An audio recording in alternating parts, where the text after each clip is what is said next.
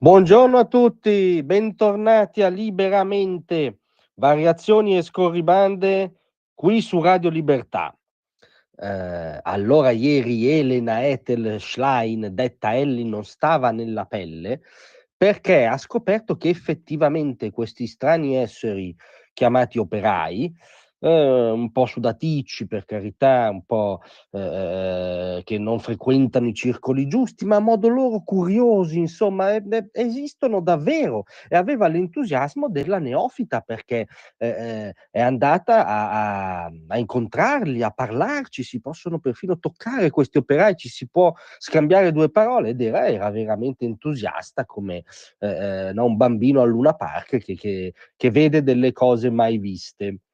Sì, perché dopo una settimana buona di silenzi imbarazzanti della principale segretaria della sinistra sulla crisi, diciamo, industriale e strategica di Stellantis, ovvero dell'erede del principale polo industriale automobilistico italiano, più di una settimana senza pronunciare il nome Stellantis, ovvero maliziosamente si potrebbe dire il nome dell'editore di Repubblica e di Stampa, i giornali più schleiniani che ci siano, ma bando alle malizie, in ogni caso dopo una settimana larga la Schlein ha trovato la forza non solo di andare a vedere effettivamente questi famosi operai, ma di pronunciare il nome Stellantis, perché è andata allo stabilimento di Pomigliano a mostrare solidarietà ai 54 dipendenti della società Transnova,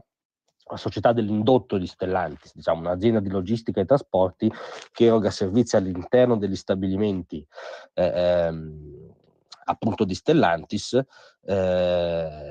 di cui sono stati annunciati degli esuberi e i cui lavoratori rischiano appunto di perdere il posto immediatamente, il posto di lavoro.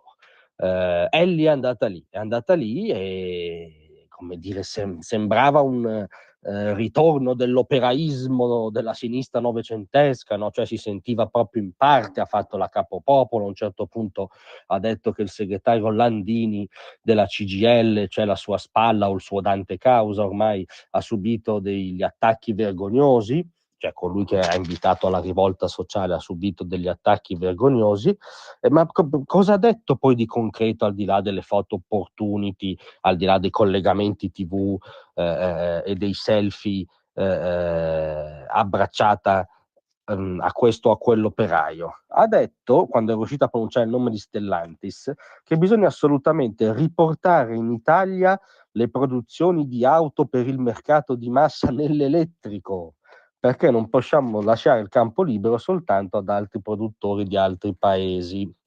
Cioè insiste col dogma dell'elettrico, non ha capito cosa sta succedendo non solo in quello stabilimento, ma nella filiera produttiva mondiale dell'automotive.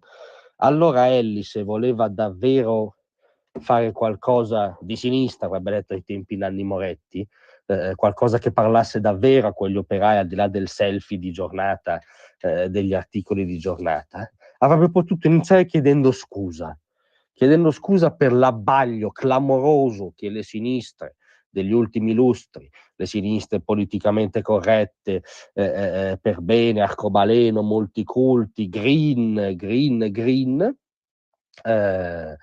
l'abbaglio in cui sono cadute, in cui hanno trascinato un intero continente sostanzialmente, perché hanno sempre dato le carte a Bruxelles. Avrebbe potuto iniziare chiedendo scusa per la follia del Green Deal, l'idea di fondo sovietica come mentalità, cioè l'idea di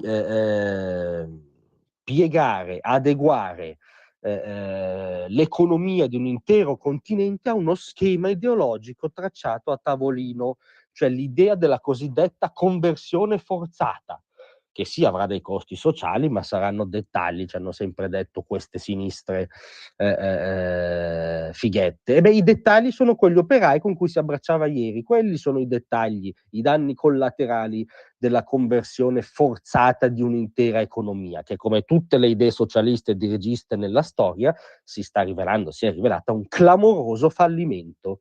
oppure un grande successo se visto con gli occhi di Pechino però, non dei lavoratori italiani e europei. Con gli occhi di Pechino è un grande successo. Allora o le sinistre continentali alla Schlein in realtà lavoravano per Pechino e non lo sapevamo, ma crediamo che Pechino tenda ad avere dei collaboratori, come dire, consapevoli. No, questo era proprio un caso di inadeguatezza. Non lavoravano per Pechino, semplicemente inseguivano le loro fole ideologiche. E avrebbe potuto chiedere scusa per aver dimenticato il lavoro, il tema connotante della sinistra novecentesca, cioè quella cosa di cui parlava Carlo Marx, no? Che Carlo Marx definiva attività trasformatrice della natura, apoteosi dell'umano, no? E della capacità dell'umano di cambiare la realtà e di esprimere la propria creatività. E la sinistra ha completamente dimenticato questo, no? In nome delle desinenze, dei bagni gender, della lotta alla lingua, al vocabolario, spesso alla storia occidentale, e in nome insomma delle paranoie da ZTL, che infatti sono le sacche di consenso della sinistra alla Schlein. Ecco, poteva, come dire, iniziare da un grande mea culpa e sarebbe stata credibile. Invece è andata a fare la photo opportunity con questi cosiddetti operai che ha riscontrato esistere, ai quali ha riparlato dell'elettrico. Elli, non è veramente il tuo mestiere. Grazie a tutti, a lunedì.